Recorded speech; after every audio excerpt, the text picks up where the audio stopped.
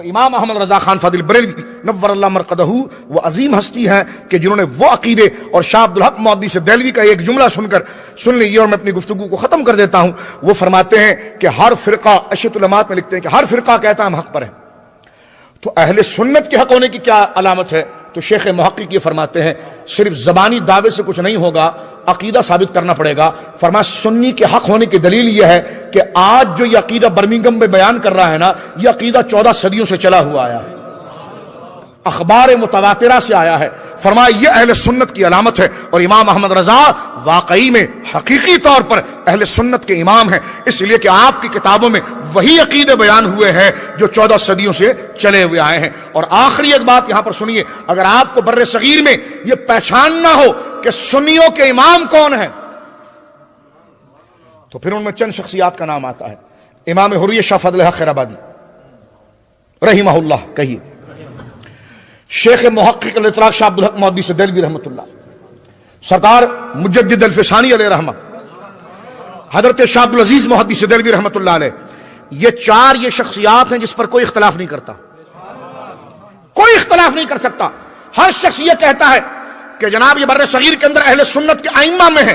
میں کہتا ہوں جس مسئلے میں تم نے پھڈا ڈالا ہوا، میلاد، حاضر ناظر، علم غیب، فاتحہ، یہ ساری چیزیں، میں کہتا ہوں لسٹ بنا کر لاؤ، ان چاروں بزرگوں کی کتاب اٹھا کر پڑھو، انہوں نے اس مسئلے کے بارے میں کیا لکھا ہے، اس کے بعد امام احمد رضا کو پڑھو۔ اگر وہ چاروں کی باتیں بیک وقت اکیلے امام احمد رضا کی کتاب میں نہ ہو تو جو چور کی سزا وہ ہماری سزا۔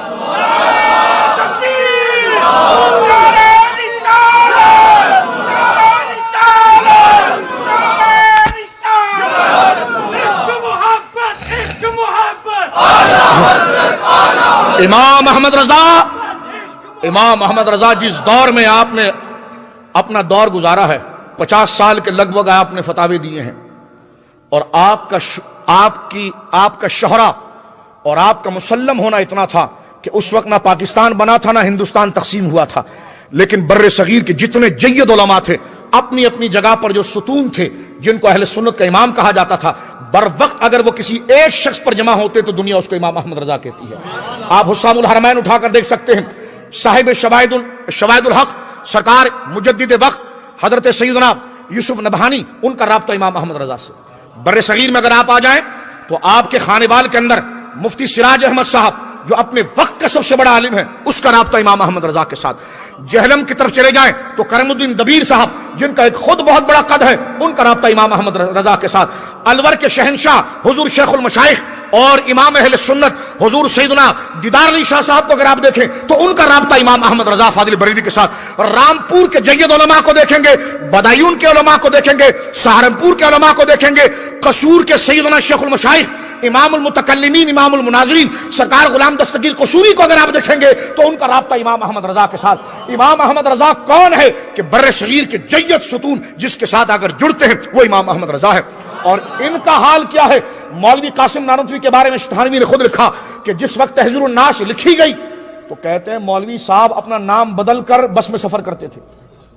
وہ ہمارے اردو میں کہتے ہیں، شاید اتنی اردو کی لذت آپ نہیں جانتے ہو، لیکن جو جانتا ہے وہ محسوس کرے گا کہ بچے کے ٹکٹ پہ سفر کرتے تھے۔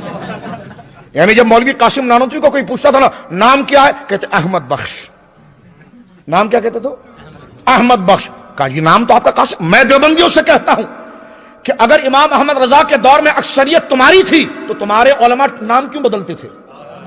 امام احمد رضا نے تو اس وقت بھی اپنے آپ کو سنی حنفی محمدی کہا اور آج بھی یہی کہا۔ تو مجھے کہنے دیجئے، میں اس گفتگو پر، اس شعر پر اپنی گفتگو ختم کرتا ہوں کہ کہنے والے نے امام احمد رضا کی سیرت کا احاطہ کرنے کی کوشش کی، لیکن بہت خوبصورت اس کا ایک نقشہ کھینچ دیا کہ وادی رضا کی کوہ ہمالا رضا کا، وادی رضا کی، یعنی وادیاں اگر علم کی ہے تو وہ بھی امام محمد رضا کے ساتھ ہے، اور ہمالیہ جیسے قداور لوگ جو ہیں، یعنی وادی سے مراد افراد اور کوہ ہمالا سے مراد وہ مضبوط ائمہ، اس کو اس تعبیر سے لے لیے تو فرمایا کہ وادی رضا کی کوہ ہمالا رضا کا ہے، اور جس سمت دیکھیے وہ علاقہ رضا کا ہے۔